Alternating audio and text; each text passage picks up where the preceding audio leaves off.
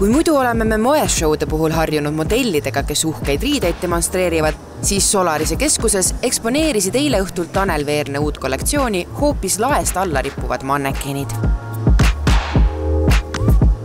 Veenre uus rahvuslikest mustritest inspireeritud kollektsioon on üheaegselt nii kodune, kuid samas autorile omaselt krutskeid täis. Igas kleidis on muuhulgas ka tükike Veenre suvistest lapsepõlvemälestustest, millest paljud on seotud laulupeoga.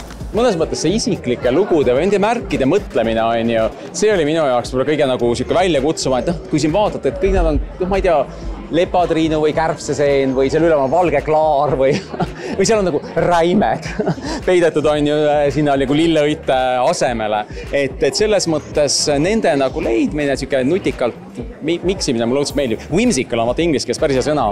Eesti keeles polegi väga head vastet selle nagu kelmikas.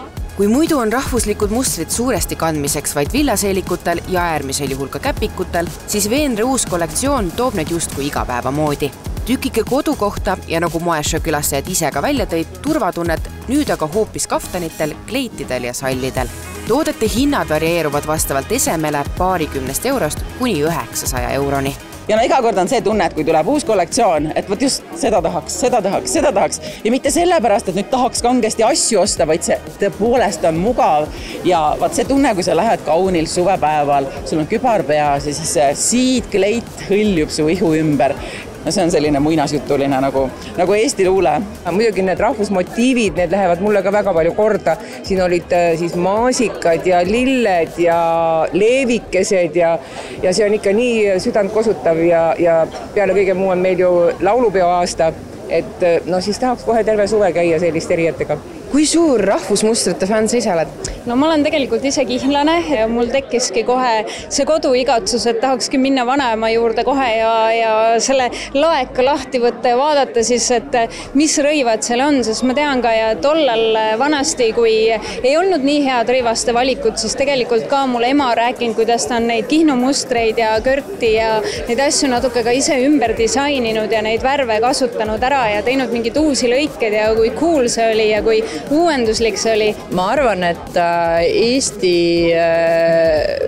ütleme niimoodi, et rahvarõiva loomingud või rahvarõiva mustreid ja kõike seda ei ole kunagi nagu liiga palju ka, et alati on, ma arvan, nendele nagu väljund ja mida rohkem disainereid kasutab seda oma loomingus, siis ma arvan, et seda nagu toredam see on meile kõigile nagu Eesti rahvale tervikuna. Et see tähendab seda, et järjest rohkem nagu jääb nagu maha meist.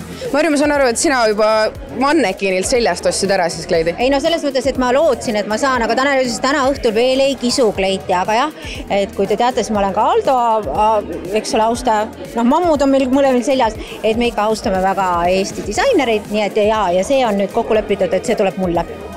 Ma ei tea, kas selle peamaskiga koos või kuidas on, aga teatud vanuses on nagu mõistlik.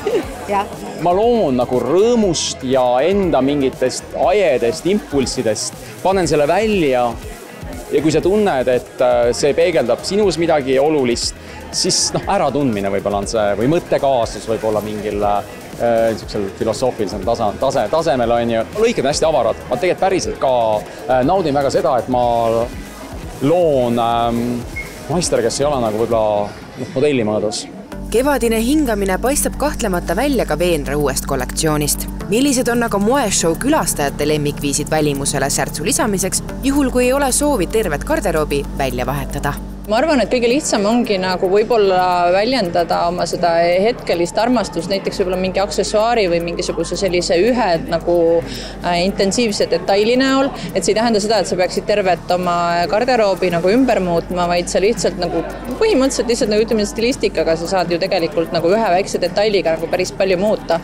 Ostke värve ja olge rõõmsad ja nagu ma olen öelnud, et ega muud ei ole, visake nalja, rõõmsaid värve, palju sõpru, head veini ja kõik muu tuleb iseenesest. No mina lähen ema kappi siis.